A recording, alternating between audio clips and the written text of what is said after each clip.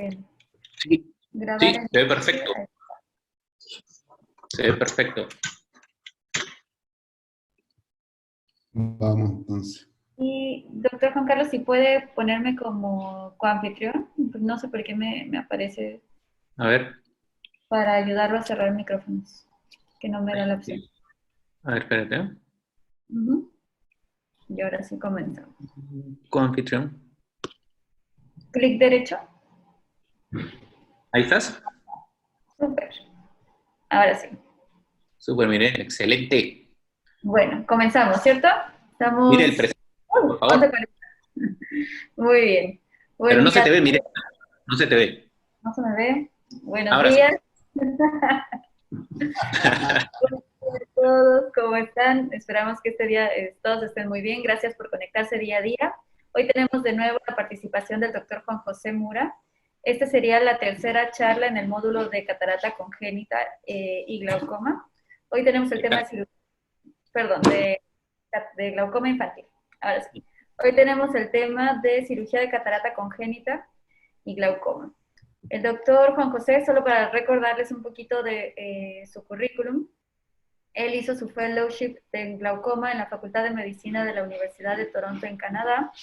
Además tiene un fellowship de glaucoma y cirugía avanzada en el segmento anterior en la misma universidad.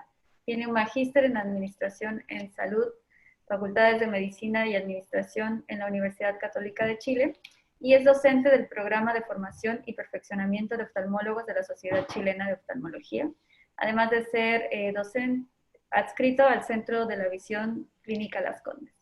Doctor Mura, bienvenido de nuevo, usted ya es de casa, gracias por su segunda participación acá. Tiene la palabra. Muchísimas gracias, buenos días. Gracias por la invitación y por la oportunidad y por las ganas que le ponen ustedes para que esta cosa funcione en estos tiempos de COVID. Hemos hecho muchos amigos, así que siempre tratar de mirar el vaso medio lleno y nunca medio vacío. Es difícil para todos, para los pacientes, para los doctores, para los países, digamos, pero es una oportunidad de crecimiento, relacionarse, hacer amigos, compartir y aprender, que es lo que uno siempre quiere, digamos. Vamos a hablar hoy día algunas cosas de lo que nos queda pendiente, que es el glaucoma asociado a la cirugía de catarata en niños, digamos. No tengo ningún conflicto de interés con la presentación. Y voy a partir con un pequeño recordatorio de la última sesión, con esta cirugía que fue la primera, el primer GAT que hice el año 2016, en noviembre, en un chiquitito que le habíamos hecho previamente una conectomía cuando tenía 8 meses, pero a los 3 años empezó a descompensarse la presión, así que tuvimos que hacer otra cirugía y ahí le ofrecimos la conectomía para completar el resto del trabéculo que lo habíamos tratado. El video está 1.25 para que no sea tan largo y tan aburrido, así que no es que opere tan rápido, sino que está aumentada la velocidad en forma artificial. Ahí pusimos el miostat, a diferencia de la otra cirugía que le había mostrado la semana pasada, en donde no lo había puesto. Pusimos viscoelástico y ahora vamos a revisar el ángulo para ver cómo se ve. Hay varias cosas interesantes, como por ejemplo que logramos identificar la zona donde estaba la cicatriz de la conectomía previa, para saber dónde se ubica, y después ubicar la zona del trabéculo donde vamos a proceder con la cirugía, donde se ve el reflujo sanguíneo al SLEM y nos permite ver dónde deberíamos intubar. Aquí van a notar varias diferencias con la cirugía que les planteé antes, que fue primero que usamos un Prolene 7.0, que ahora ya lo cambiamos por 6.0, porque el 7.0 encuentro que es muy blando y es difícil de controlar. Aquí tampoco le hice el bulbo de la punta, que encuentro que es un paso fundamental de hacer. Fíjense ahí, en esa zona del lado derecho no sacamos nada cortado de intubar, porque ahí está la zona de la cicatriz de la conio previa. Entonces tenemos que tratar de intubar en la parte donde se ve la sangre, donde hay reflujo, que es el trabéculo que está sin tocar. Bueno, ahí por suerte logramos entrar al trabéculo y empezamos a avanzar, como habíamos visto en los videos anteriores, avanzar a ir revisando en qué lugar vamos, si estamos dentro del trabéculo o no. Ahí vamos a ver una zona que se ve a la izquierda del espejo, donde se ve incluso súper bonito, hay una hay una sinequia, y se ve que el problema pasa por detrás de la sinequia por el HLM. Limpiamos la zona con viscoelástico, que es lo que hay que hacer cuando se acumula sangre por el reflujo. Seguimos avanzando, cuesta tomarlo de repente, seguimos avanzando. Vamos a ver cómo sigue avanzando. Ahí está la maniobra del ayudante, con 2 pinzas va rotando el ojo, lo que permite tener una mejor exposición. En esta cirugía el ayudante tiene un papel fundamental, digamos. Vamos a seguir avanzando, y llega un punto en que no podemos seguir avanzando. ¿Por qué? Porque llegamos al lugar donde está la cicatriz de la conotomía previa. Entonces lo que hacemos ahí es identificar el lugar donde llegó la sonda, y como no teníamos el bulbo terminal, uno empezaba a tirar el cable y se devolvía, así que aquí tuvimos que ir a buscar el problema. Lo tomamos ahí con la misma pinza, bajo visión directa con el conoscopio, y ahí se ve, y lo empezamos a sacar. Por la herida, vamos a tomarlo de nuevo, se soltó, ahí están los 2 extremos, por supuesto se fue para adentro, por efectos del video, para poder meterse a sacarlo de nuevo. Tomamos eso, y vamos a ver la zona opuesta con el conoscopio, para ver en vivo cuando se produce la gonetomía. Vamos a ver ahí, nos vamos a enfocar, se va a centrar el conoscopio, y vamos a ver la zona donde se ve la sutura de Prolén, que pasa por detrás, y miren cómo se va abriendo, ¡pum!, y rompe la sinequia. Después, bueno, se cierra con el Vicryl 10 para evitar tener que meter al niño pabellón de nuevo. Este es Tadeo. La foto que estoy poniendo fue autorizada por los padres, así que no hay ningún problema con eso. A él se le hizo una conotomía en 180 grados en el ojo izquierdo, que era su ojo coma, como vemos ahí. Tenía 9 meses de edad en agosto del 2014. Después, cuando tenía 3 años ahí, en noviembre del 2016, se le hizo un GAT en 250 grados. Dejo la anterior, porque generalmente eso es lo que ocurre, uno es bastante optimista en la evaluación de cuánta conotomía hizo. Yo en el protocolo puse 180, y después el GAT fue 250, o sea, el niño tenía 430 grados de ángulo, cosa que es imposible. Por tanto, la primera vez en realidad no fueron 180 grados de conotomía, sino que fueron solamente 110. Esa es la foto, como les decía, a los 3 años, y esta es la foto de la semana pasada de Tadeo, que tiene ahora 7 años, del primero básico. Como se fijan ustedes, no hay ninguna diferencia mayor entre los 2 ojos, digamos, al verlo. La visión, si bien es un poquito inferior, se mantiene en visión absolutamente útil, digamos, y se mantiene con una presión de 10 desde esa fecha, aproximadamente desde marzo del 2017 ha estado con 10, y lo que usa es una gota de monoprost al día en el ojo izquierdo. El problema de aprender de la experiencia es que nunca te gradúas, y que en el fondo lo que dice es que uno va aprendiendo con las cosas que va haciendo. Tiene que tratar de ser crítico, lo más crítico posible con uno mismo, tratar de mostrar los casos y de conversar los casos con colegas que pueden tener una visión diferente, porque uno tiene el sesgo de que encuentra todas las cosas que uno mismo hace bien, y eso no es tan bueno. Es una cosa humana que no la podemos, digamos, o sea, podemos tratar de trabajarla, pero es inherente a nosotros, digamos. Por eso es importante el conversar, el plantear y el ir aprendiendo de la opinión del resto también. Porque en esta patología, en estos cuadros, hay zonas grises aún que no terminan, como dijimos la vez anterior, no terminan de ser dilucidadas, digamos. Vamos a hablar, siguiendo con la clasificación que deberíamos todos tener incorporada, porque es un producto de un trabajo bastante metódico y bastante intenso de este grupo, para llevar lógica a un escenario que es complejo de ordenar. Vamos a hablar entonces de pacientes que tienen signos 2 o más de glaucoma, que no tienen anormalidades sistémicas ni oculares, que no tienen historia de trauma, ni de infección, ni de uveitis o alguna cosa que pueda provocar un glaucoma secundario, que no son buftálmicos. En ese caso estaríamos hablando, como vemos ahí, de un glaucoma juvenil de ángulo abierto.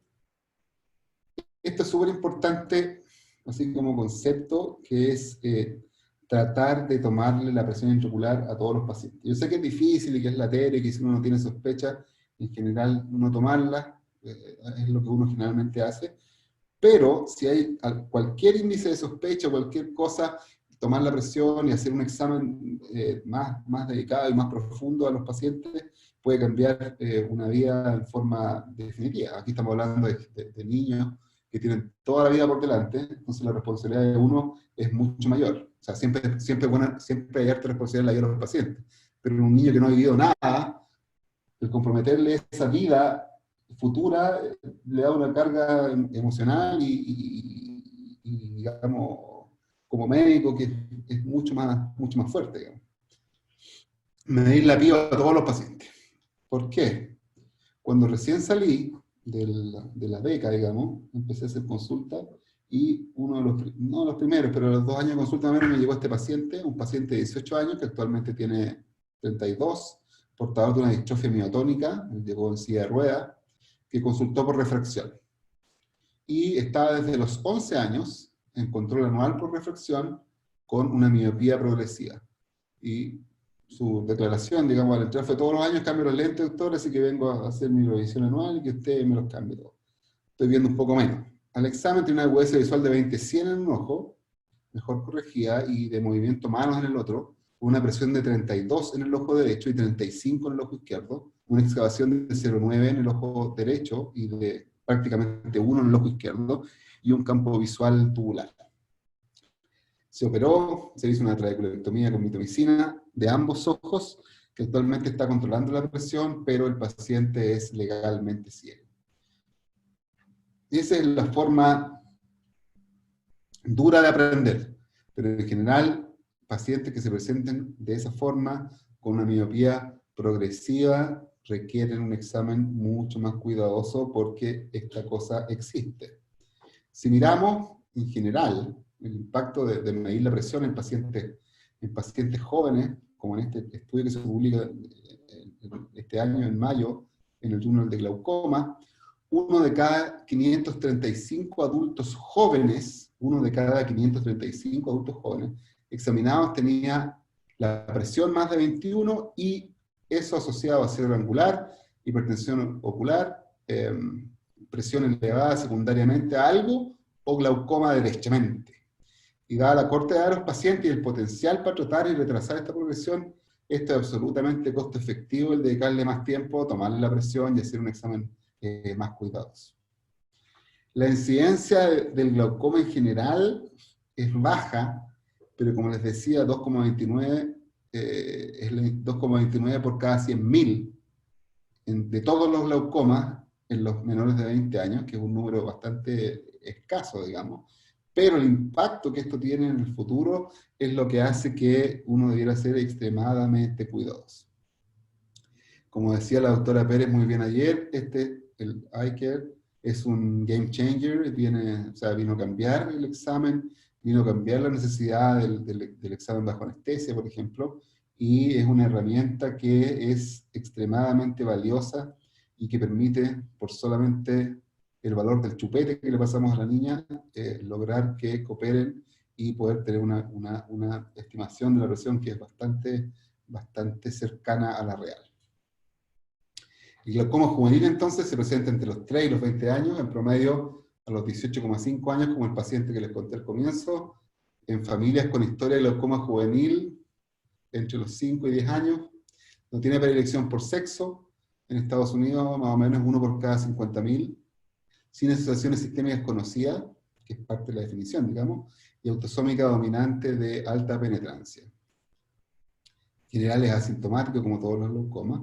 Tiene una alta incidencia de miopía, entre el 50 y el 87% de los pacientes, y una miopía rápidamente progresiva. Por eso es importante parar la oreja frente a pacientes jóvenes que tengan una miopía altamente progresiva. Presiones altas, alrededor de 38 milímetros de mercurio, es con la presión de presentación, con biomioscopía y endoscopía mal, y con un daño importante, y eso es responsabilidad nuestra, debido a un diagnóstico tardío. La alta incidencia de miopía está absolutamente documentada en trabajos ya bastante clásicos, digamos, como este publicado en el año 89, en que se ve con una alta incidencia entre la mitad y el 90% de los casos. El tratamiento médico generalmente es insuficiente porque las presiones son muy altas y el diagnóstico es tardío, y el tratamiento entonces fundamentalmente quirúrgico y cirugía de elección en estos pacientes por ser jóvenes y porque funciona, digamos, como en el trabajo que vemos ahí, la referencia publicada en el año 2015, es la goniotomía ab interno, apoyada por, o sea, la trabeculotomía ab interno apoyada por gonioscopía, el GAT, y en segundo lugar, los implantes filtrantes no valvulados. La trabeculectomía con mitomicina, que fue lo que le hice al paciente, digamos, el que les conté la historia previa, era porque en ese tiempo no teníamos disponibilidad de válvulas y no teníamos tampoco ninguna de las otras cirugías, digamos, angular. Vamos a ver otro tipo de glaucoma, un glaucoma en que haya anormalidades congénitas del ojo o sistémicas, en que hay compromiso sistémico, y es el glaucoma asociado a enfermedades sistémicas no adquiridas. El 12,9% de los niños con glaucoma tienen una anormalidad sistémica. Eso tienen que grabárselo en la cabeza. A mí la doctora Pérez me ha pegado martillazos en la cabeza todo este tiempo para que se me grabe, y finalmente lo logró. Y eso es importante. El glaucoma congénito aislado, que no tiene otra alteración ocular, tiene casi un 6% de anormalidad sistémica. Y el glaucoma congénito, que se asocia a otras anomalías oculares, tiene casi un 16% de anormalidades sistémicas. O sea, un glaucoma congénito que tenga otras alteraciones oculares tiene 3 veces más riesgo de tener alteraciones sistémicas que un glaucoma puro que no tenga otra manifestación ocular. ¿Y cuál es la importancia de esto? Bueno, la importancia es que, como vimos ayer con Marcela, se recomienda un trabajo en equipo que tiene que incluir un pediatra y tiene que incluir un anestesiólogo para tratar estos casos, porque como sabemos son quirúrgicos, y al examinarlos y al evaluarlos por el equipo multidisciplinario, se pueden detectar malformaciones sistémicas o asociaciones sindromáticas que son potencialmente peligrosas para la vida. Y hay que reconocer y anticipar estos factores de riesgo para disminuir la probabilidad de complicaciones. Como vemos aquí, el Axenfeld-Rieger se asocia con hipertermia maligna, con defectos ventriculares del corazón, la miopía también, la anomalía de Peters también, anomalías ventriculares y auriculares, digamos, que llevan un riesgo mayor frente a la anestesia. Y los doctores, los anestesiólogos, tienen que estar, digamos, sobre aviso por el manejo intraoperatorio y por el manejo postoperatorio que van a tener estos niños. Acordarse que, si bien es extraño, y si bien es raro, digamos, no es extraño, existe el glaucoma por cierre angular en los niños, y generalmente se ve como una cosa que es de alguna forma paradojal, que es una miopía progresiva con cámara anterior estrecha. Y generalmente las miopías progresivas sobre todo se asocian con cámaras anteriores profundas. Aquí una miopía progresiva con cámara anterior estrecha, y eso tiene que ver con la ectopia lentis, que se asocia a todas esas condiciones, algunas secundarias como el Guelmarchesani, marfano, macetinuria, deficiencia de sulfito oxidasa, y otras que son ectopias lentis puras, o asociadas a alteraciones de la pupila, como se ve en la foto de arriba a la izquierda. Como vemos en este video, el cristalino tiene una forma redondeada, y la zónula está muy laxa, por lo cual se desplaza hacia adelante y lleva a la miopía asociada a un estrechamiento del ángulo. En estos cuadros asociados a enfermedades sistémicas o a síndromes, hay que, como dijo muy bien Marcela ayer, examinar a los padres. Los padres pueden presentar alteraciones que tal vez no sean tan completas o sean diferentes, porque esta cosa, lo que uno hace clasificar con un nombre es una cosa básicamente intelectual, digamos, porque no sabemos muy bien, y puede ser que muchas de estas alteraciones estén relacionadas entre ellas y sean la distinta manifestación de lo mismo, digamos, como lo conversamos ayer. Ahí se ve, algunos padres no se parecen tanto a los hijos, pero igual debemos examinarlo. Otra opción es que tenga alteraciones congénitas, anormalidades, perdón, oculares o sistémicas asociadas, pero que sean solamente oculares, sin alteraciones sistémicas, y que el glaucoma se diagnostique antes de una cirugía por catarata, que puede ser alguna de las alteraciones. Ahí estamos hablando de un glaucoma asociado a anormalidades oculares no adquiridas, o sea, primarias. Y otro camino es que se diagnostique después de la cirugía de catarata, pero que en la cirugía de catarata se identifiquen otras anomalías oculares aparte de la catarata. De ahí también llegamos al mismo final, que son glaucomas asociados, como dijimos, a anormalidades oculares no adquiridas.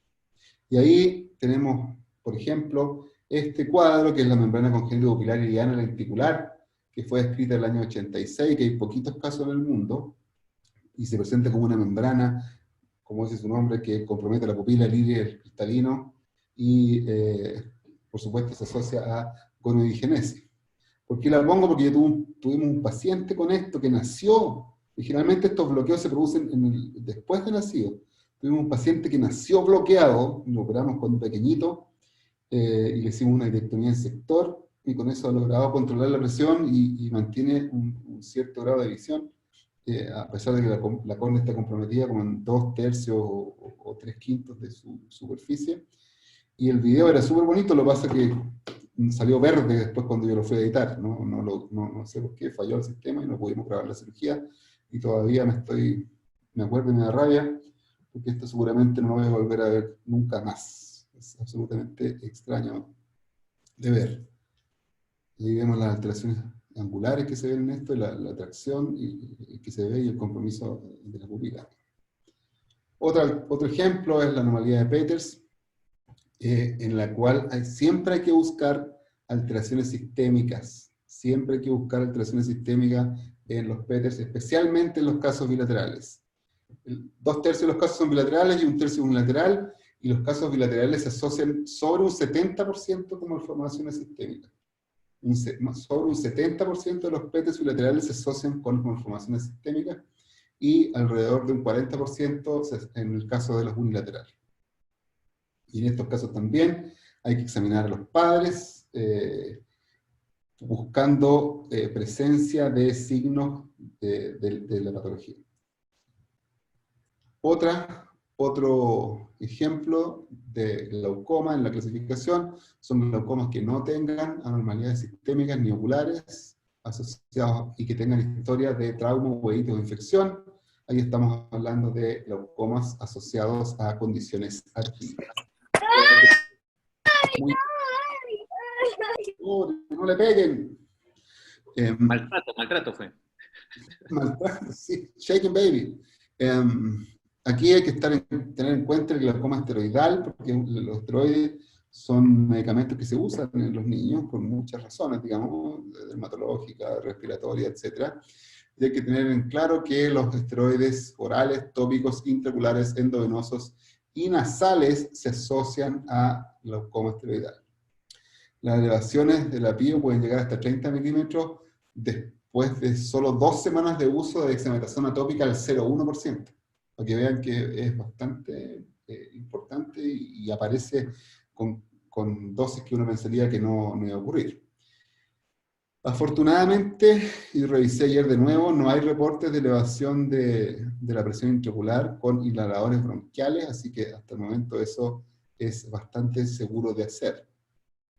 La cirugía de elección, cuando se llega a la cirugía en estos pacientes, es la goniotomía, y en el caso, digamos, personal, es el GAT nuevamente. ¿Por qué? Por su capacidad de preservar la conjuntiva para las intervenciones futuras y disminuir los riesgos que lleva la formación de una ampolla.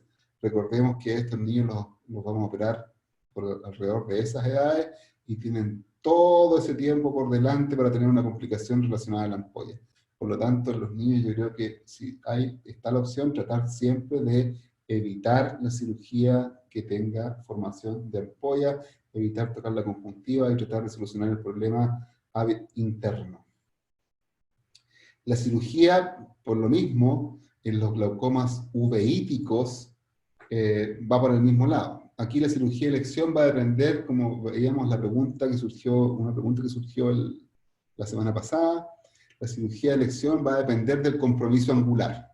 Aquí hay que hacer una evaluación cuidadosa del ángulo para ver si hay demasiada sinequia, si está todo muy pegado. Por supuesto, no se puede hacer un GAT, que es la primera elección, porque vamos a hacer que sangre, se van a reducir desgarros, etcétera. Y ahí tendríamos que pasar a la segunda elección, que en el caso mío, porque es el juicio que yo hago de la literatura disponible, porque hay muchos casos, muchos trabajos que publican muy buenos resultados con la trabeculectomía, pero no es mi experiencia personal.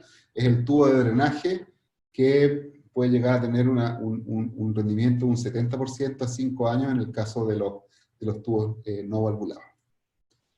Y el miedo, como les decía, es básicamente asociado a las complicaciones de la ampolla. Y lo otro en nuestro medio, porque generalmente los trabajos que hablan bien de la trabeculectomía son sistemas de salud donde el paciente puede ingresar al pabellón muchas veces sin que eso signifique un problema económico ni para el paciente ni para el sistema de salud.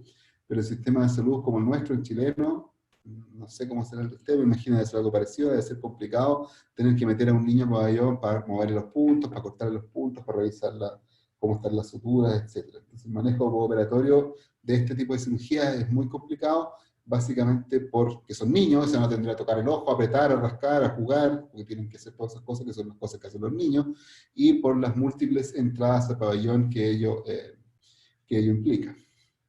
Como decía aquí en este resumen del manejo del glaucoma refractario, porque a veces esta cirugía y todas las cosas que nosotros hacemos no funcionan y hay que volver a operar y volver a operar.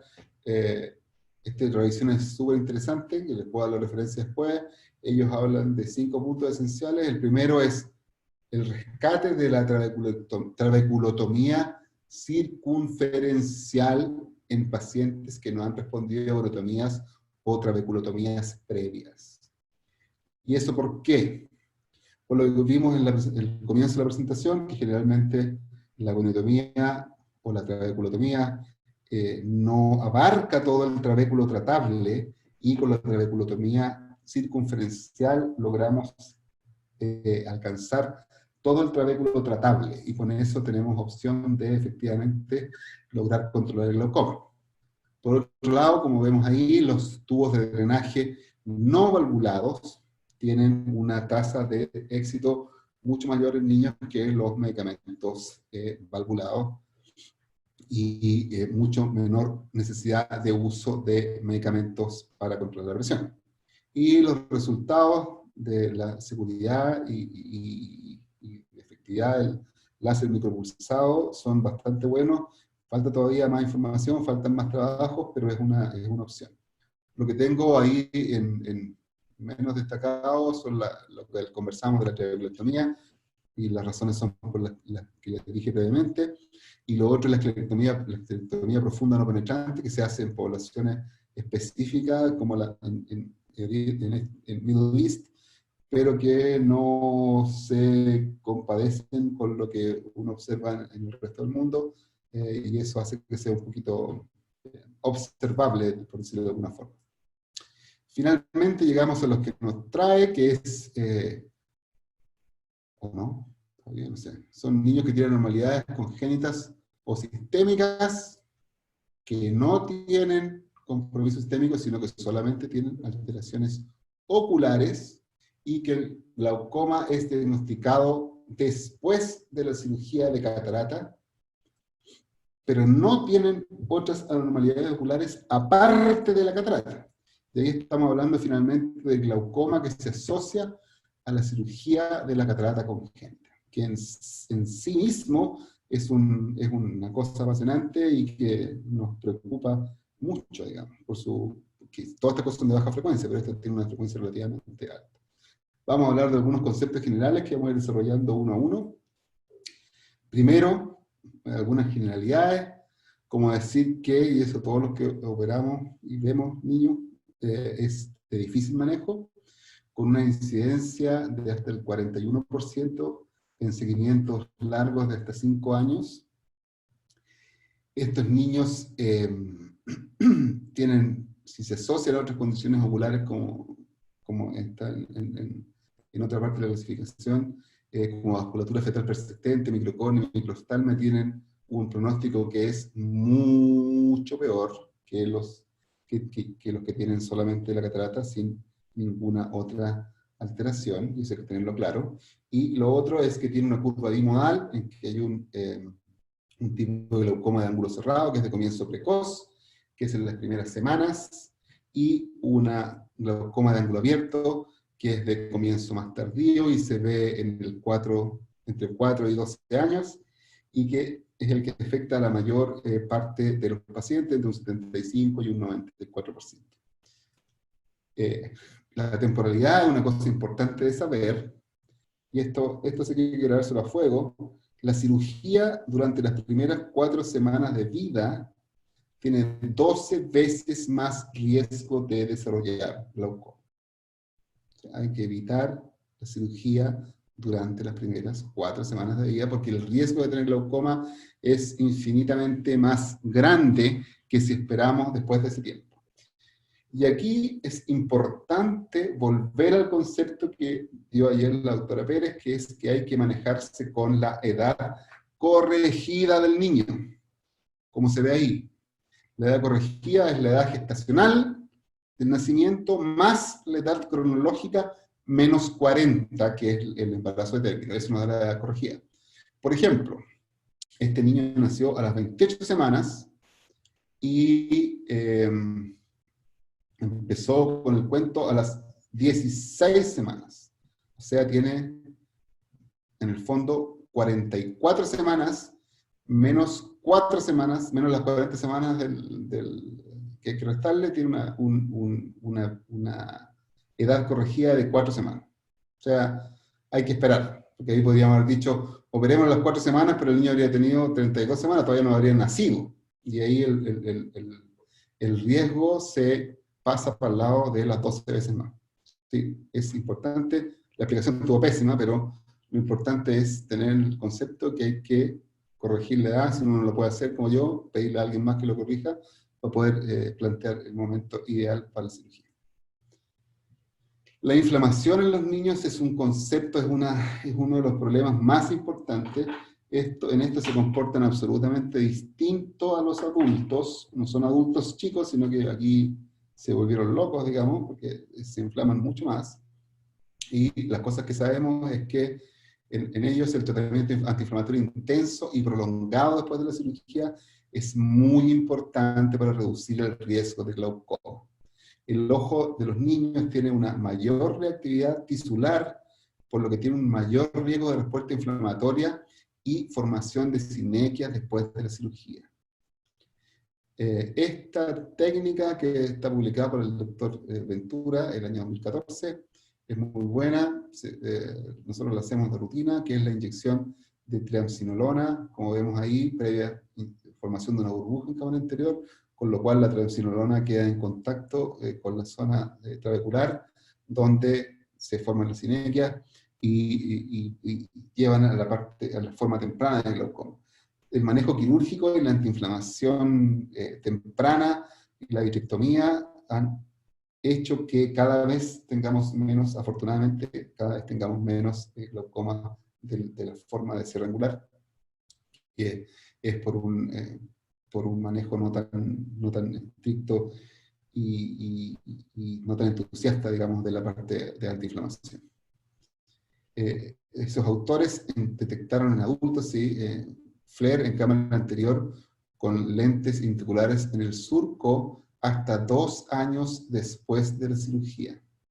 Los lentes intraoculares implantados en el surco pueden causar que se amontonen las estructuras del segmento anterior, aumentando el riesgo de que se inflamen el postoperatorio y llevando a todas las complicaciones que uno observa, que son la formación de sinequia, el bloqueo pupilar, el iris von B, lo que lleva a causar, digamos, el glaucoma, la forma de glaucoma por cierre angular. El implante del lío en el saco minimiza la captura del iris y la inflamación uveal, como vemos ahí. Esto es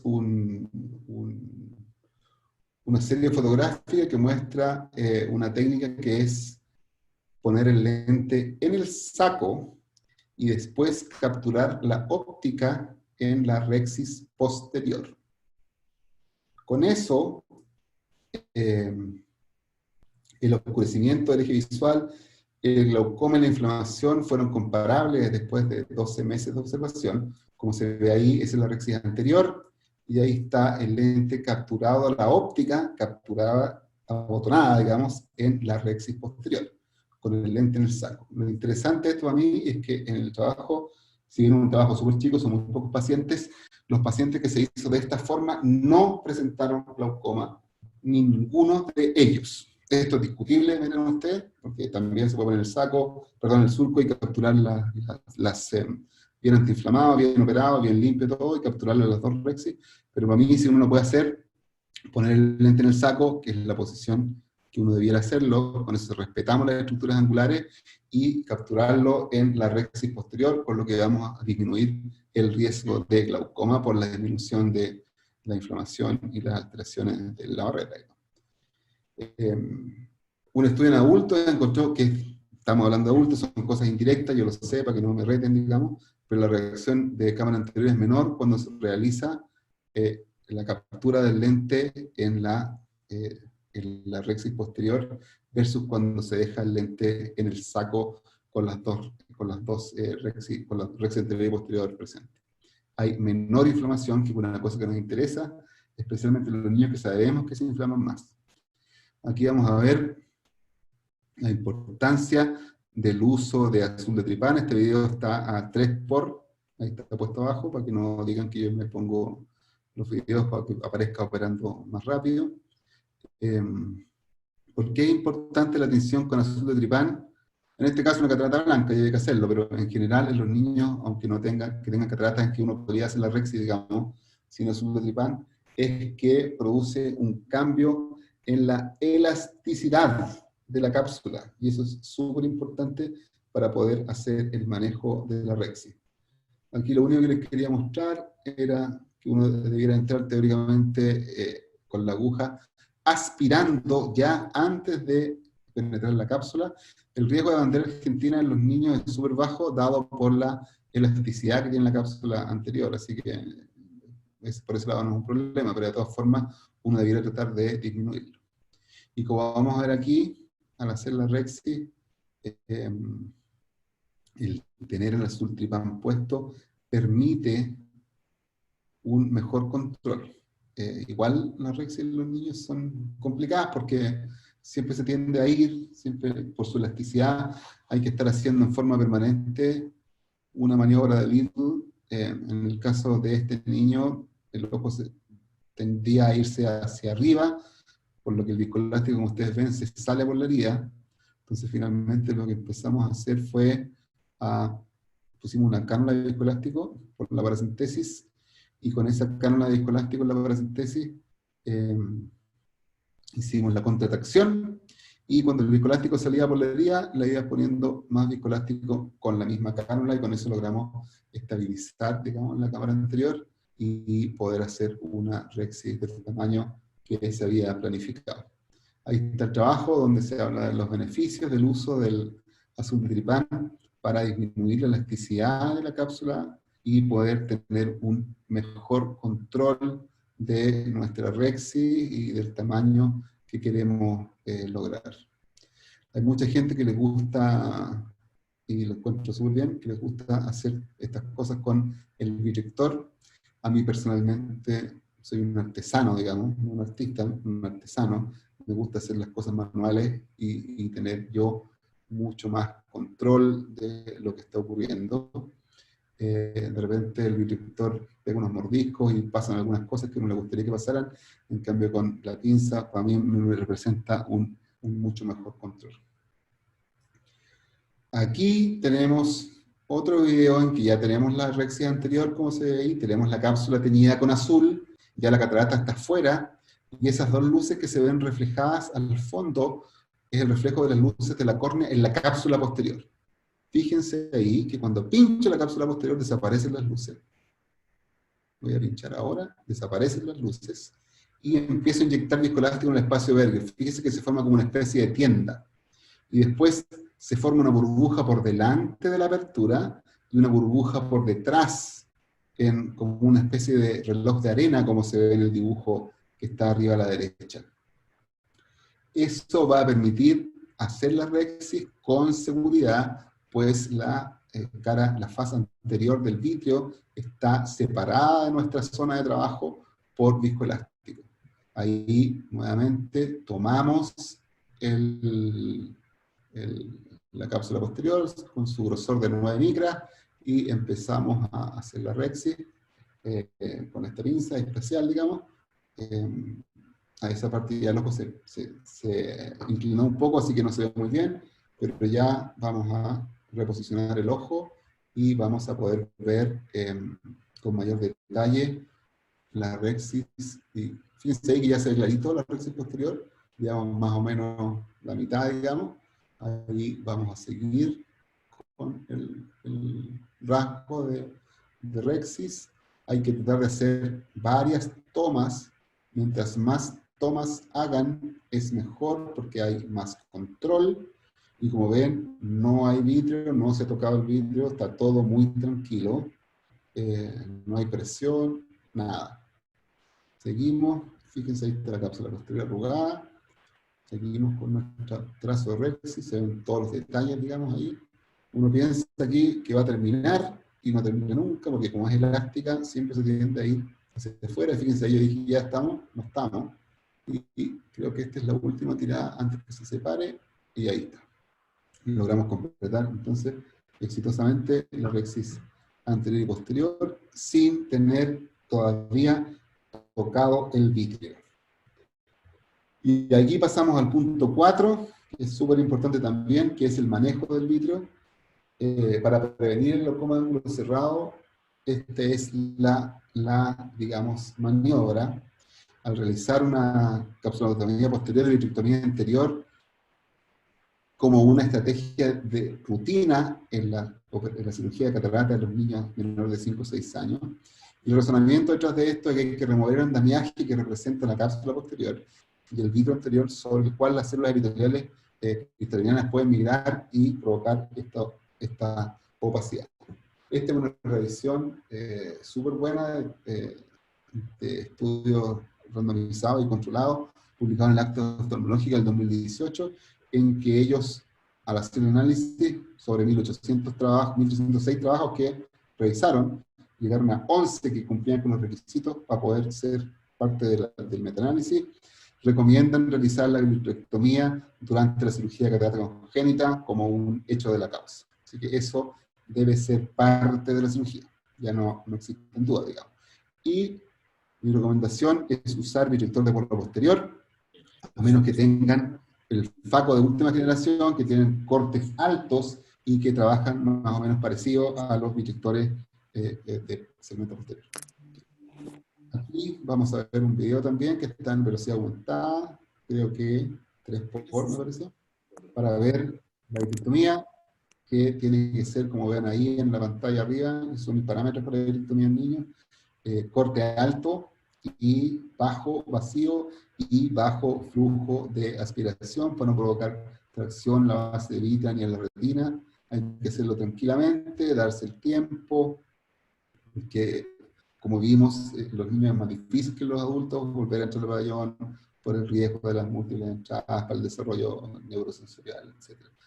Y vamos a hacer entonces la vitrectomía más cargadito aquí al lado izquierdo. Vamos a tomar un poco de cola porque se me secó la boca. Y después vamos a cambiar de lado el vitrector y la infusión para poder hacer la vitrectomía de la otra mitad, como vamos a ver ahí. Y procedemos a vitrectomizar ahora más hacia el lado derecho. Ahí están puestos nuevamente los parámetros para acordarse: corte alto, vacío bajo, flujo de aspiración bajo. Ahí vamos a completar la vitrectomía. Y aquí bajo la velocidad del video a 1 por, de nuevo, me parece, para ver que hay que siempre tratar de no sacar las infusiones y dejar que pase lo que pase dentro del ojo. No hay que dejar que haya cambios bruscos de presión entre ambas cámaras para que no aparezca el vitrio y lograr mantener todo el control durante todo el tiempo de la cirugía. La posición del lente, el quinto punto importante a destacar, como les decía, el lente en el surco tiene mayor riesgo de inflamación, como vemos ahí en las distintas fotos, por un tiempo prolongado, y eso puede llevar a una distorsión anatómica que se relaciona con el glaucoma parcialangular. Los niños, en este estudio sobre configuración del segmento anterior, después de catarata, cirugía de catarata congénita con OCT de segmento anterior, muestran que la fijación del surco puede aumentar la malposición del lío, amontonamiento de la estructura del segmento anterior, y se puede asociar a un mayor riesgo de glaucoma secundario en comparación a la fijación dentro del saco.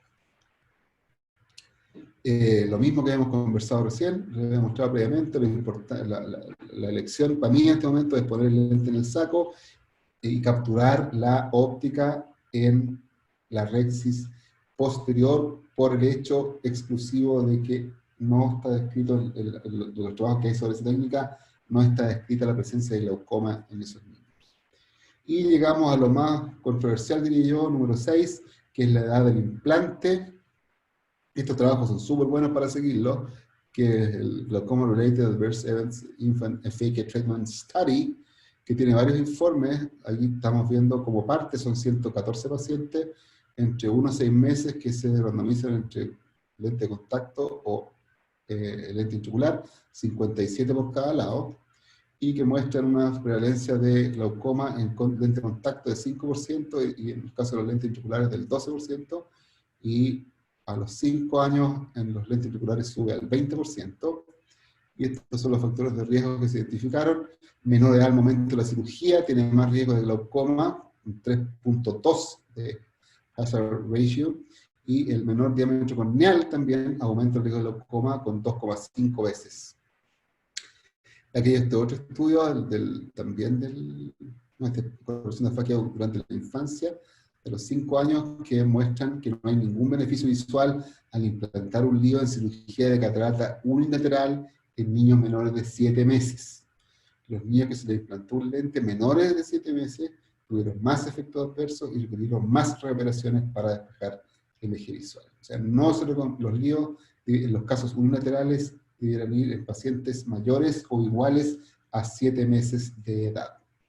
Esta es también el Total Phakia and Pseudo-Phakic Study, muestra que en los niños mayores o iguales de 7 meses que se sometieron a implante de lío tienen, por cataratas unilaterales, la incidencia de complicaciones, reoperaciones y glaucoma fue también significativamente menor, como se ve ahí con P estadísticamente significativas, están destacadas en amarillo. Por lo tanto, también no se recomienda el lente en niños mayores o iguales a 7 meses en el caso de las cataratas unilaterales. Y aquí, este es súper bueno, que salió también hace poco, en octubre del año pasado, que es un reporte de la Academia Americana de Oftalmología, también un meta-análisis de sobre 194 trabajos, en los cuales finalmente se seleccionaron 14, que ellos no recomiendan el implante en lentes en niños menores de 6 meses, o sea, de 6 meses para abajo, porque hay una mayor incidencia de opacidad en el eje visual, y la mejor evidencia disponible sugiere que el implante de lentes se puede hacer en forma segura en niños que sean mayores de 6 años, o sea, que sean mayores o iguales a 7 meses de edad corregida.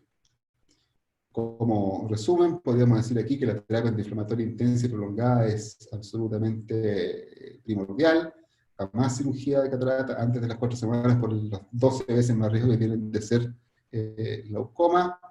Unilateral en menores de 7 meses, no poner lente de contacto porque las complicaciones y los resultados, varios trabajos y metaanálisis indican que no anda bien. Por lo tanto, la edad mínima sería 7 meses en el caso de los unilaterales, que no se puede esperar por el pronóstico, la miopía, por el otro ojo sano. El lente debiera ir en el saco, idealmente de 3 piezas y capturado en la rexis posterior. Y la vitrectomía es esencial, recomendada con vitrector de polo posterior, a menos que tengan facos de última generación que se comportan más o menos parecido.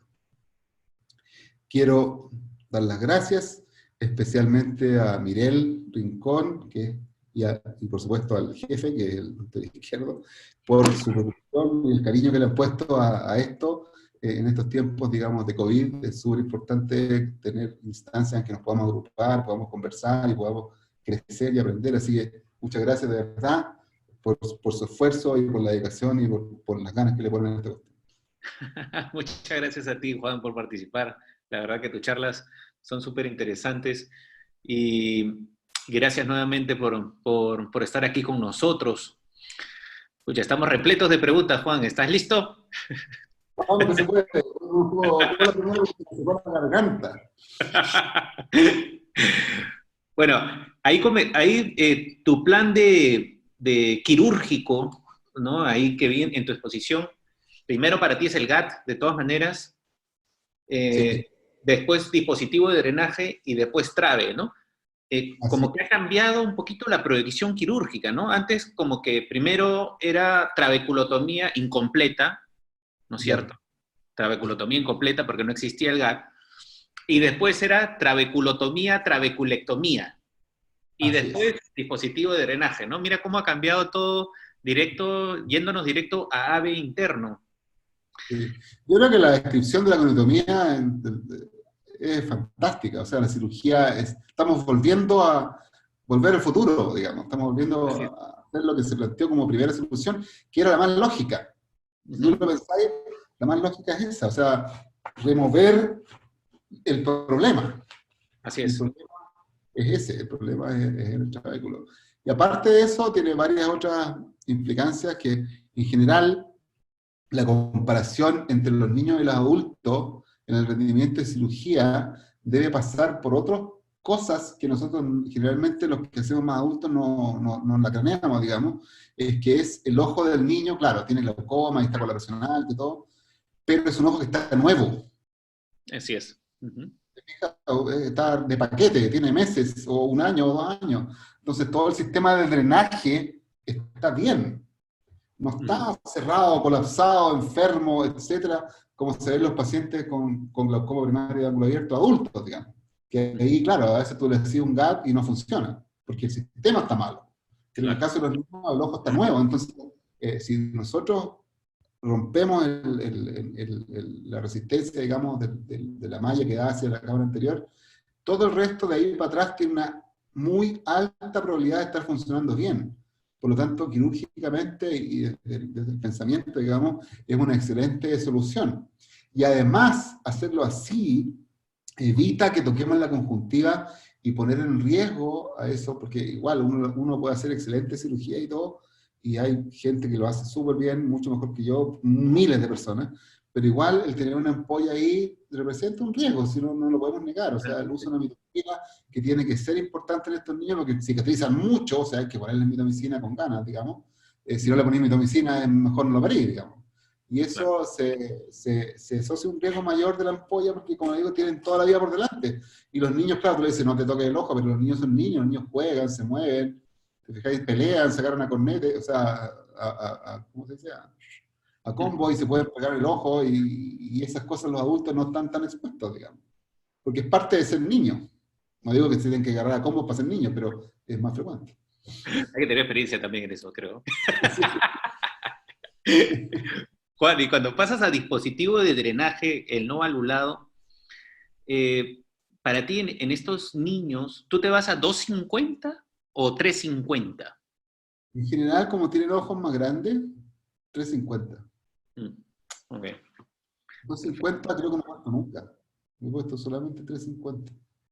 Acá hay una pregunta súper buena del doctor Flores. En niños, ponte, ya te llega el niño al consultorio y lo ves con una opacidad corneal, ¿no? ¿Qué técnica prefieres en esos casos, cuando ya la córnea está opaca? Cuando la córnea está opaca de no desepitalizar y que no se vea igual, cuando hay un leucoma, digamos, bueno, ahí tenemos el trabeculotomía. Externo. Externo. Claro.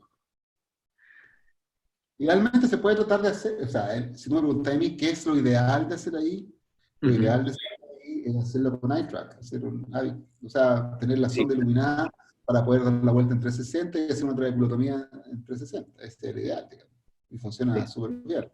El problema es el costo, ¿no? Escucha, Si sí, es viviéramos, lindo, pero el costo es si altísimo, ¿no? viviéramos en un mundo ideal donde el costo no fuera un problema, la elección sería hacer una trabeculotomía apoyada con el eye track y Sí, hacerla en 360 grados porque es súper seguro. claro, claro.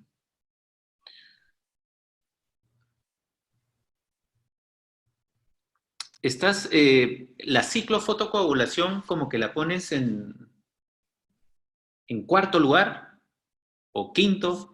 Sí, sí, yo sé que esta cuestión hay gente que opina al revés, digamos, lo pone primero y todo, y por supuesto es respetable, yo creo que falta más información, pero lo mío es una cosa más filosófica, digamos. O Ajá.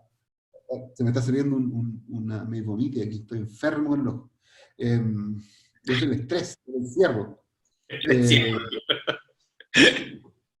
Tratar de primero de recuperar, de recuperar la anatomía de la parte de cómo funciona el ojo naturalmente, tratar de recuperar la anatomía, tratar de facilitar la salida por las vías que uno normalmente utiliza y dejar los procesos o los tipos de tratamiento que implican destrucción de alguna forma para Ujú. una etapa más posterior.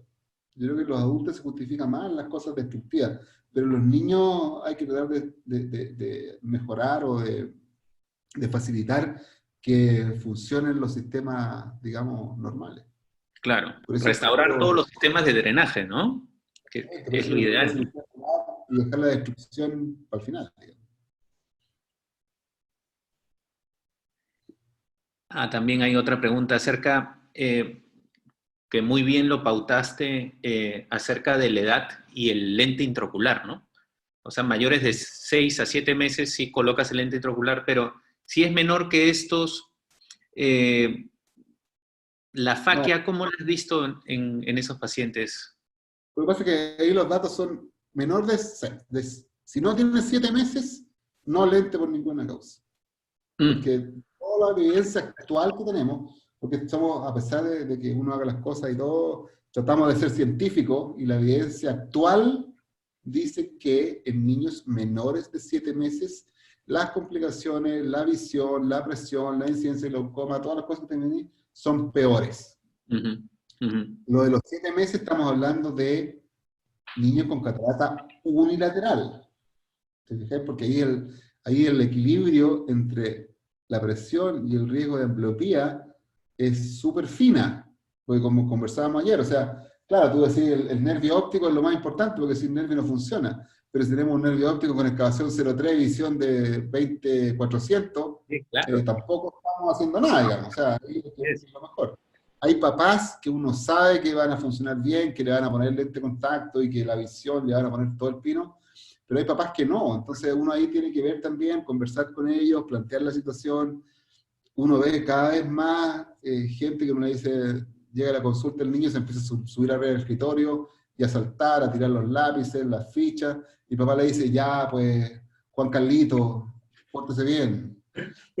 Pero nada más, digamos, ¿te fijas, no? Y eso no es un muy buen approach para pensar en dejarlo a los papás tener que usar lente de contacto. En cambio, hay otros papás que son súper ordenados, muy cariñosos y con los niños muy preocupados y se saben todo y tienen todo estudiado. Entonces ahí el equilibrio es distinto. Porque los Claro, niños cuando tienen contactos bilaterales, uno puede esperar más para poner el lente porque los dos ojos van a ver más o menos igual de mal. O sea, ninguno va a tener prevalencia sobre el otro. El problema son las cataratas unilaterales por el riesgo de ambliopía. ujú, ujú. Y acá hay otra preguntita. ¿Qué haces en el cálculo del lío, ¿no? En estos pacientes. ¿Cómo es tu cálculo del lío en estos niños? Ahí le preguntamos a la doctora Pérez, que es la que hace toda esa cosa. Yo soy Ah, Marcela, ¿cómo estás? y solamente Ay, los músculos. La doctora Pérez pone todo el cerebro.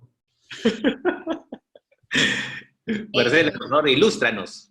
Efectivamente, ese subcorrige el lente, los dejamos hipermétrope y hay varias maneras de calcularlo, pero yo encuentro que lo más rápido y fácil es que la hipocorrección, o sea, la hipermetropía con que dejamos el lente, y la edad del niño sume 6. Entonces, a los 6 años ya los dejamos emétrope, a los 5 años los dejamos con 1, a los 4 años 2, a los 3 años 3, a los 2 años y así. Hay distintos cálculos, pero eso es lo que funciona mejor. Eso para las cataratas bilaterales. Para las unilaterales, yo también lo hago, pero eso es más discutible, y hay gente que en las cataratas unilaterales apunta más a la emetropía por la dificultad, como bien decía el doctor Mura recién, por la dificultad de la rehabilitación posterior por el tratamiento de la ambliopía, porque es más fácil rehabilitar un ojo más emétrope que un ojo tan hipermétrope, siendo que un ojo que ya ha estado con tanta desventaja, y bueno, más adelante arreglaremos la anisometropía esperable por el shift miópico de estos pacientes. Excelente. Hay un grupo que está trabajando con un approach que es bueno, no es tan diferente, en el fondo apuntan a lo mismo. Doctor Basabá con un doctor inglés, que no me acuerdo el apellido, que en el fondo apuntan a la, ¿cómo se dice? Emetropía. Emetropía. Le ponen un lente y le ponen un add-on en la cirugía primaria. El lente en el centro capturado atrás, y le ponen un add-on en el surco. Y cuando el niño se empieza a Miopizar. A miopizar, digamos, le sacan el add-on. Entonces lo dejan en metro. Claro. Es súper bueno porque, a ver, aquí vamos a entrar en la polémica ya franca, y la doctora probablemente mañana no me va a hablar, pero que es el uso, por ejemplo, de los lentes multifocales en niños. Ajá. Pero si era con un café ya se pueden arreglar, Juan. Un cafecito arregla todo. No, pero mi opinión personal como no experto es que mientras más pase el niño cercano a la metropía, yo creo que es mejor. ¿Te fijas? Entonces, por eso hacerlo para un lado o para el otro es bastante discutible cuál hacer más. O sea, me refiero al hecho de dejarlo hipocorregido o dejarlo con el add-on y después sacárselo. ¿Okay? O sea, porque por una de las formas va a estar más tiempo. Y en los niños más grandes, no chiquititos, o sea, no le va a poner un multifocal a un cabro chico de meses, digamos, o de años, pero un niño más grande, el multifocal, ¿cuál es la gracia que tiene? Ya, tiene sus problemas, la visión de contraste, que no va a ver tan bien y todo, pero por lo menos va a tener algún foco en que va a ver bien. Claro. Algún foco en que va a tener la imagen nítida. Eso es absolutamente discutible, y estoy dispuesto a aceptar toda la reprimenda que me va a dar la doctora Pérez en los próximos días. Pero es muy difícil refractar, hacer esquiascopía en un lente multifocal. Casi imposible. Si nosotros necesitamos ajustar el lente y dar los anteojos, en niños más grandes, teenagers, Claro. probablemente Sí. es más discutible, pero en los niños chiquititos, 10 años. no, porque no los podemos rehabilitar. Y la visión no es tan buena. Yo he probado, más por porfía del contactólogo que por indicación mía, lentes multifocales de contacto, y la calidad de la visión no es tan buena. Claro. En Y niños lo más que hablabas de chiquitos. la rehabilitación por ambliopía, ¿hasta cuánto le das tú? ¿7, 9 años? ¿Hasta cuánto es lo máximo en que puedes tratarlo para salvarle esa visión a ese paciente por ambliopía? O sea, obligatorio hasta los 7, 8 años. Y después uno puede seguir tratando, pero en realidad los niños más grandes, y estos son los trabajos que se han hecho en ambliopías estrábicas o por anisometropía, y en catarata debe ser más difícil aún. En general, los niños mayores de 7 años, y sobre todo los mayores de 13 años, si no se rehabilitaron más chicos, es mucho más difícil rehabilitarlos. Pero Claro. en esos casos hay mejoría en niños no tratados cuando son más grandes, pero la catarata funciona distinto, es una ambliopía mucho más profunda que las anisometrópicas o estrábicas. Y aquí aclarando una pregunta que le hicimos al doctor Mura fue, ¿qué pasa con las córneas opacas, no? Lo que había respondido el doctor Mura fue hacer una trabeculotomía, pero ojo, AV externo, ¿ah? AV externo, ¿no? Y ideal con el iTrack, ¿no? Y después, ¿qué más? ¿Puedo hacer un comentario? Un comentario de la edad gestacional corregida. Lo más fácil es preguntarle a la mamá cuándo tenía fecha de parto. Ok, Eso es lo más fácil. ya. Y con eso, porque por lo que decía el doctor Mura, que lo conversamos antes, si es que no tenemos el certificado de alta donde dice de cuántas semanas nació y la mamá, a veces las mamás no lo tienen muy claro, hay que saber cuándo se suponía que iba a nacer el paciente. Y ahí así lo podemos calcular. Ujú. Con respecto a la córnea opaca, hay que distinguir el paciente que tiene glaucoma de larga data y el que tiene la córnea opaca con el glaucoma establecido, que ahí yo haría la trabeculotomía porque son más grandes, versus a una guaguita con un glaucoma congénito, el que trataría de hacerle la corneotomía con endoscopio. Con endoscopio, ¿no? Sí. Ujú. ¿Ya lo estás realizando? ¿Ya te estás acostumbrando un poquito? O sea, endoscopía pues, con el ICP, digamos. Claro, claro. Y lo otro, pero hacer las dos cosas juntas todavía no me ha tocado. Pero estamos preparándonos psicológicamente para eso. Sí, estuve tratando haciendo cajuca al principio. Es ¿Ya? un poquito diferente, pero yo creo que con uno se acostumbra y sí, ¿eh? Sí va bien. Después como que no quedó muy claro cuando realizas la capsulorhexis posterior, ¿cómo es este atrapamiento del lente? ¿No? Hay una, a ver, que tenía un video, pero no me gustó al final, no lo puse. Pero la serie se muestra, ¿te fijas? Aquí en la primera foto, en la A, se pone el lente en el saco, las dos patitas, y después, con ese rotador, con ese manipulador, se luxa la óptica a través de la rexis posterior. Entonces, como se ve en la foto, tenemos el lente que está dentro del saco, porque ahí está la rexis anterior en azul, ¿Ya? la rexis anterior en azul, el lente está dentro del saco, y la óptica está abotonada en la rexis posterior, que es lo que está en rojo. ¿Te fijas? Sí. Entonces, las ápticas quedan en el saco, dentro del saco, y la óptica queda detrás de la rexis posterior. ¿Y por qué eso? Porque cuando tú... Ah, ok. Ahora sí está clarísimo. Uh-huh. Si miras acá, por ejemplo, en esta, el lente ahí está en el saco en la foto de la derecha, y tiene su rexis anterior, que se ve redondita, y la rexis Juan, posterior... puedes usar tu cursor, ¿eh? El cursor se te va a ver aquí. ¿Se ve? Sí, claro. Ahí está la rexis anterior, ahí está la rexis posterior. Pero Sí. aquí está comunicado la cámara anterior con la posterior, porque pasa por aquí, pasa por el lente y se va para atrás. Uh-huh. En cambio acá, el lente está en el saco, pero al estar capturada la óptica en la cápsula, en la rexis posterior, no hay comunicación. Porque el mismo lente capturado que está a tensión ahí, no deja espacio de comunicación entre la cámara anterior y posterior. Entonces por eso se produce menor inflamación, menor paso de mediadores al espacio vítreo, a la faz anterior del vítreo, y menor opacificación y todo. ¿No se entendió ahora más o menos? Ahora sí, mucho mejor, mucho más claro, sí. Y acá nos hablan del prolene 5 ceros y 6 ceros. ¿Por qué te estás yendo más al 6 ceros, no? Eso fue lo que presentaste. Así es. Sí. Porque los trabajos de David Glover son 5 ceros.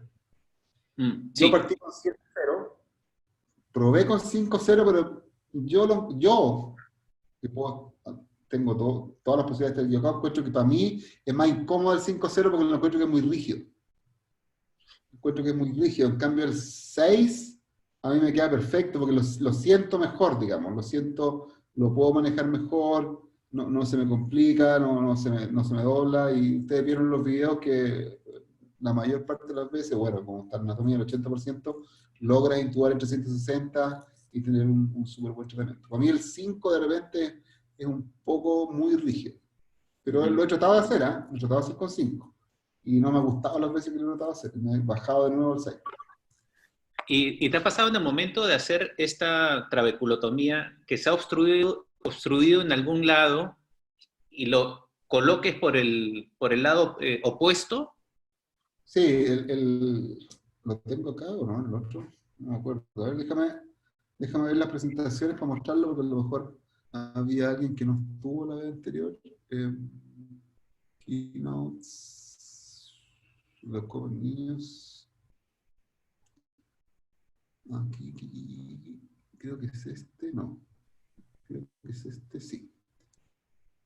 Aquí vamos a ver. Ajá.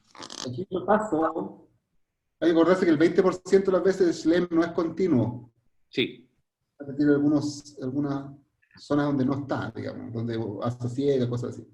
Entonces aquí lo trato de pasar y llega un momento en que no pasa más. Entonces Ajá. ahí le hago la trabeculotomía Ah, ok, ahí mismo, para aprovecha. este lado. Ujú. Y este paciente, de hecho, porque estaba la doctora Pérez que está ahí, que es mi testigo, digamos, después lo intubamos para el otro lado, Ok. logramos hacerle la trabeculotomía en 360. Así es. Claro. Logramos hacer Ujú. todo para un lado y después para el otro. Y funcionó perfecto. Claro. Ah, ahí mismo aprovecha. Lo que te preguntaba porque en canaloplastia AV interno como que es distinto, ¿no? Te quedas trancado ahí y lo que hacía es marcar con estos plumones de la SIC por fuera la esclera hasta dónde me he quedado y pasarlo por el otro lado y completar la viscodilatación. Pero acá como es trabeculotomía es distinto el asunto, ¿no? Y ahora de frente lo rompes y te vas por el otro lado, ¿no? Por el otro lado. De hecho, después cuando lo haga, trate de ver si puedo mejorar el otro día que no se veía tan bien.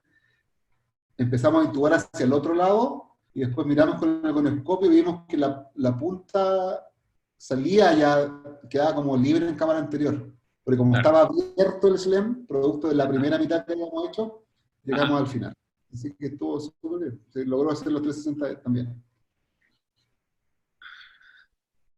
Y... Hay que tener buen derecho y buen revés. Así es, así es. Ajá.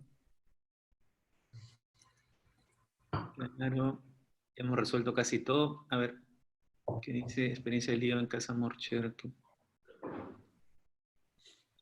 Ajá. Bueno, eso sí, yo no tengo experiencia, pero acá nos ponen si ha tenido alguna experiencia con el lío de la casa Morcher. ¿Ya? ¿Cuál? Para la Pero muestra. captura de la óptica posterior. Ah, lo que hace la doctora Tassignón Así en es. Bélgica. Sí. Ella tiene un lente que es como un yoyo. Es como un yoyo. Tiene como un surco a los dos lados. Es así, es como un alfajor.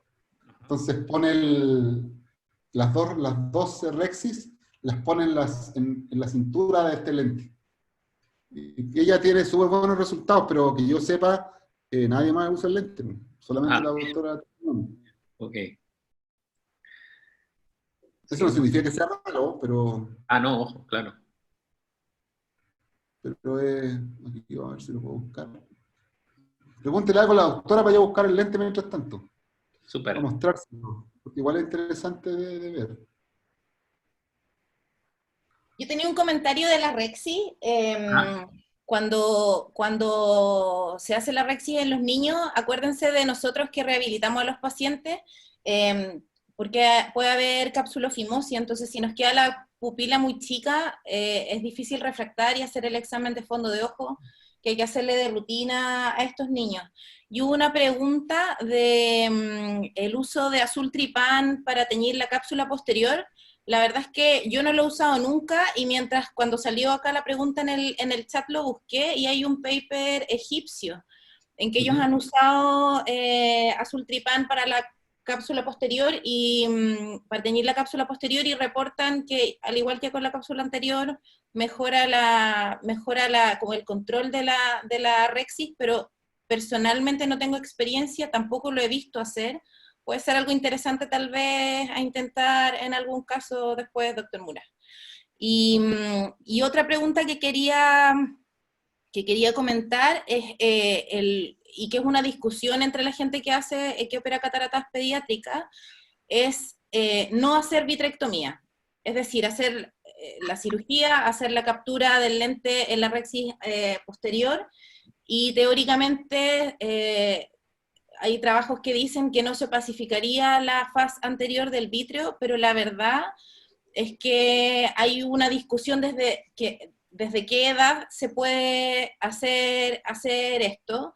La verdad es que en niños chicos siempre se hace vitrectomía anterior porque se opacifica la faja anterior del vítreo de todas maneras, pero desde los 5 años más o menos hay gente que efectivamente está haciendo rexis posterior, captura y no hace vitrectomía anterior. Pero para eso hay que tener el vítreo indemne. Como mostró el doctor Mura antes, no se puede romper la hialoides anterior. Hay un trabajo que no es tan nuevo, debe ser del 2016 o 2017, que fue una encuesta a expertos cirujanos de catarata infantil que usaron un método Delphi de coincidencia de respuestas entre los cirujanos, y ese es uno de los tópicos que son complejos.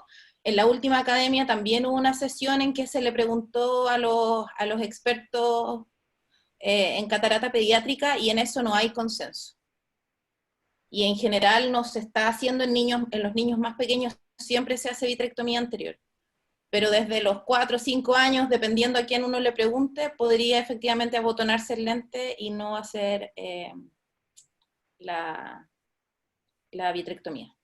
Y respecto a cómo se hace la rexis, hay unos trabajos con microscopía electrónica y que vieron la distensibilidad de la rexis, y como decía el doctor Mura, hacer rexis anterior y posterior con vitrector también es aceptable, porque se estira la rexis sin romperse. El resto de las técnicas para hacer rexis, como el abrelatas o utilizando estos nuevos dispositivos que como que rompen, hacen como micro rasgos en la rexis, tiene menos distensibilidad y hay más riesgo de que no se tolere el poner el lente intraocular. Pero con el vitrector tiene buena distensibilidad también. Hay gente que hace la cirugía de catarata en una entrada, entonces entra con el vitrector, hace la rexis anterior, aspira la catarata, hace la rexis posterior, hace la vitrectomía anterior y cierra. Claro. Aquí está el lente de la doctora Castañón. Es lo que más te funciona en tus manos, ¿no? Yo creo.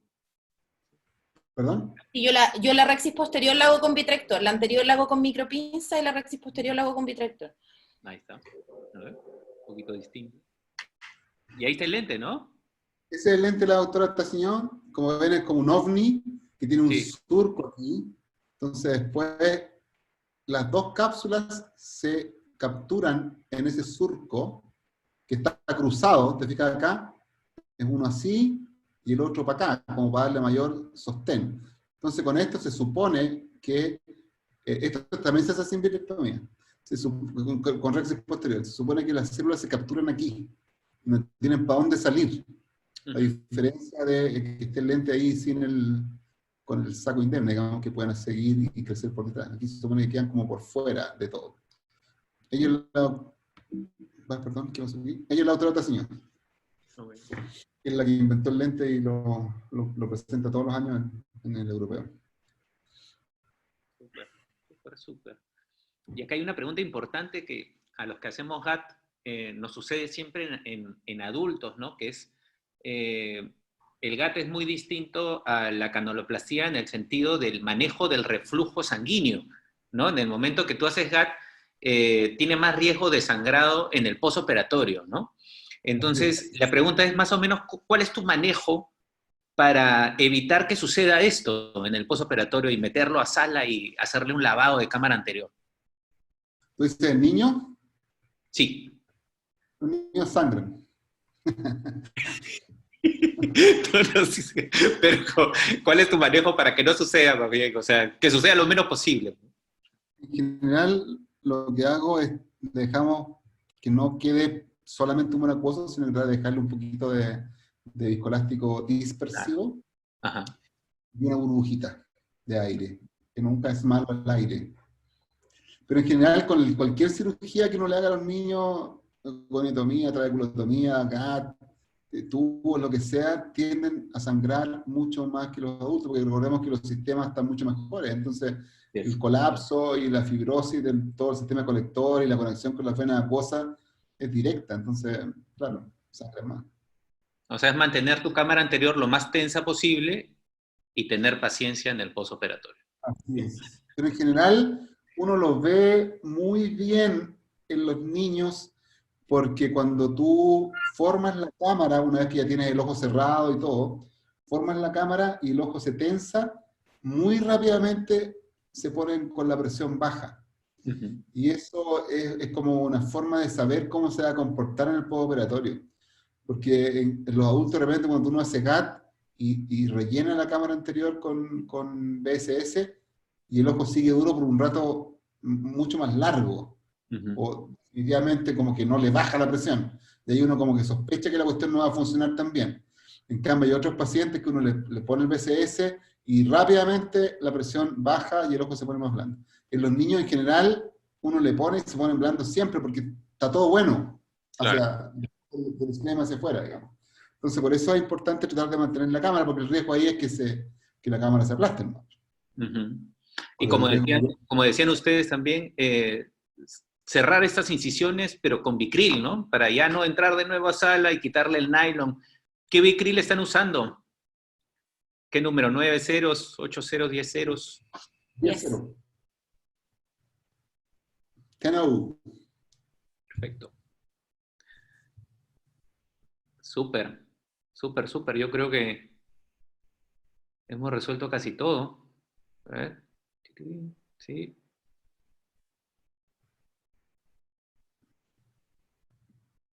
Así es, así es, así es, así es.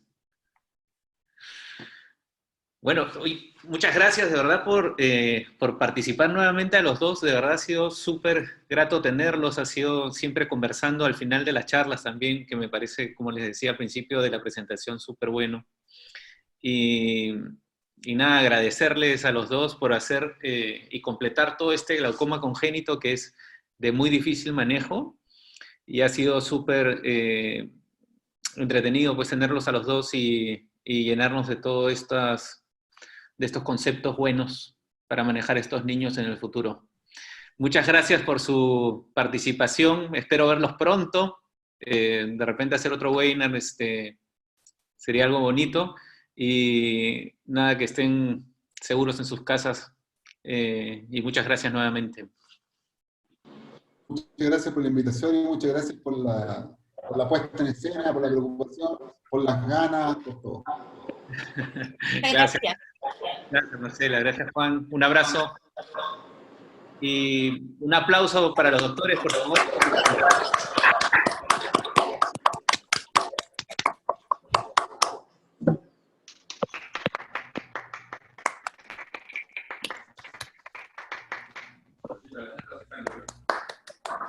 Sí, los aplausos. Muy bien, muy bien.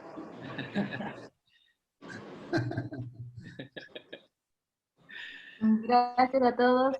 Mañana tenemos, recordarles que tenemos este simposium de IRIDEX, donde tenemos la participación del doctor Gustavo Avilés. Para que no se lo pierdan, es a las 5 de la tarde, hora Perú. Excelente, excelente, ahí estaremos. Por ahora. Ahí estaremos. Muchas gracias a todos. Bueno, esténse seguros, muchas gracias. Muchas gracias, Juan, lo máximo. Chao. Nos vemos. Chao.